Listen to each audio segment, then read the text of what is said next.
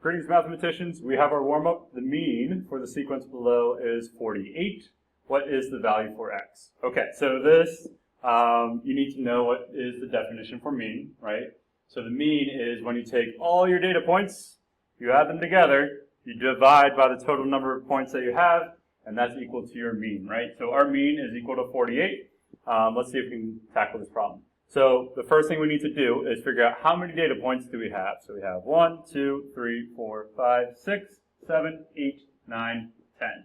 So we know that we have 10 data points, okay?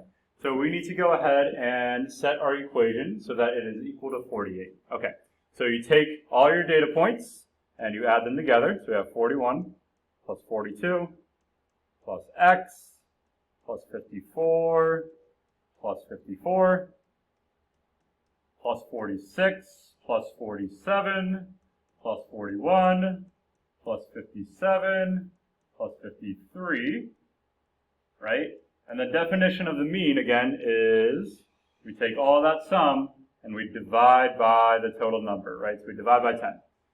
So again, this is equal to 48, okay? So we need to take all these data points, add them together, and that gets us a grand total of 435. So you have 435 plus x all over 10 is equal to 48. Okay? This is a two-step equation, so we're going to go ahead and multiply both sides of that equation by 10. Right? So we have times 10 and times 10. Those 10s cancel out. I'm left with 435 plus x equals 480. Then I have to go ahead and subtract by 435 to get my final answer. So when I subtract, I get x is equal to, our final answer is 45.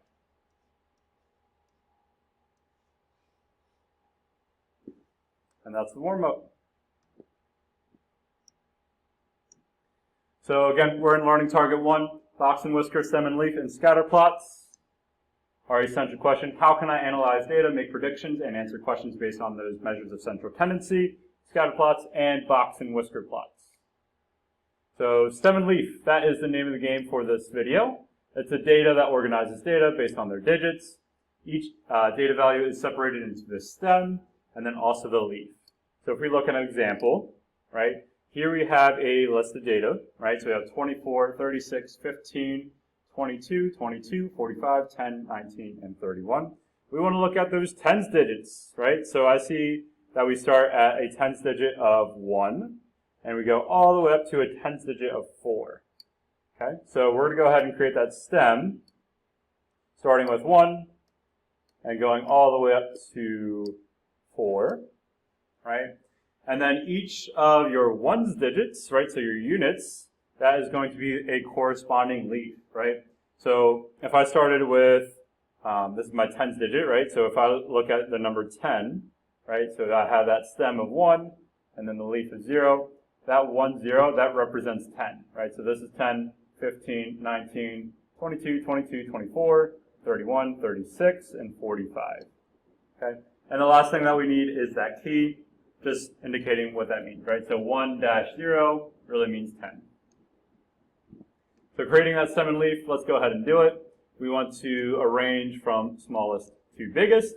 We want to create that table with the smallest leading digits up until the largest leading digit, and then fill in the appropriate leaves, and then also create that key and title.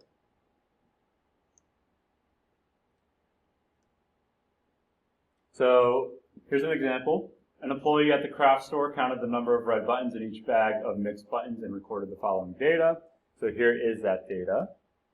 Create a stem and leaf with the data above. So we need to go ahead and rearrange this values into least to greatest and then go from there, right? So here is that data rearranged.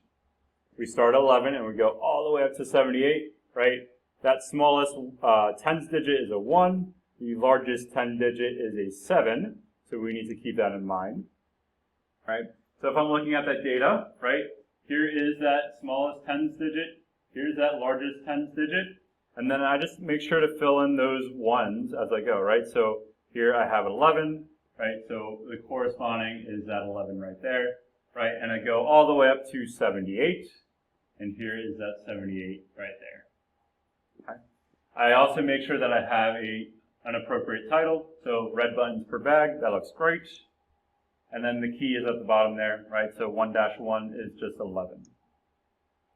So according to the data, how many bags had more than 13 red buttons and fewer than 50 red buttons, right? So I just need to go through. The stem and leaf makes it really nice.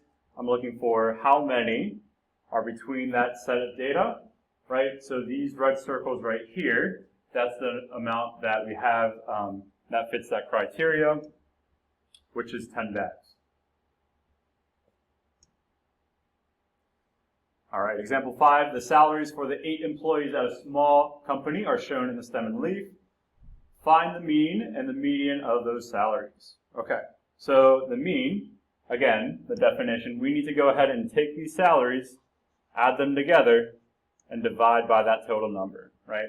So we're going to take this 20 plus 20, 23 plus 25 plus 25 plus 30 plus 35 plus 78.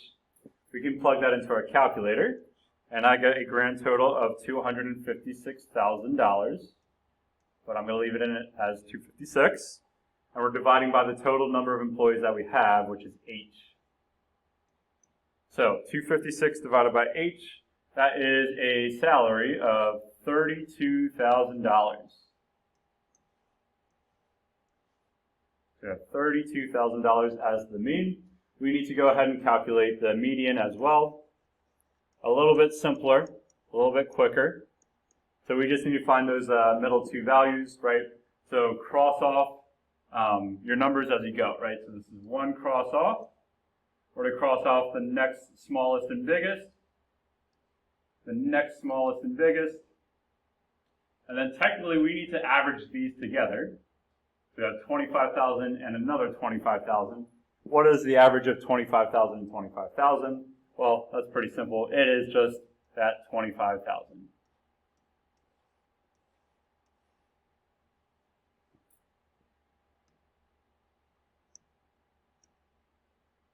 And here we have example 6. So we're looking at a scatter plot of the number of days worked and the number of lawns mowed in that day. So question A, how many days does it take to mow 30 lawns? Okay. So all we need to do is look along the y-axis, go up to 30, and we're looking for how many days does it take. I see this ordered pair right here, and it looks like it takes 4 days to mow 30 lawns. So it takes 4 days.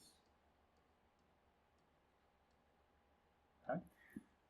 How many days, or I'm sorry, about how many lawns were mowed on the first day, right? So if we're looking at day 1, we go up.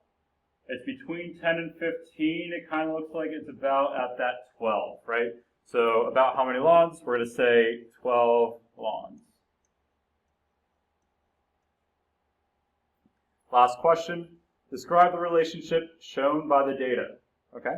So as the number of days increases, what happens to the number of lawns, right? So as the number of days increases, we see that the number of lawns also increases. So as the number of days increase,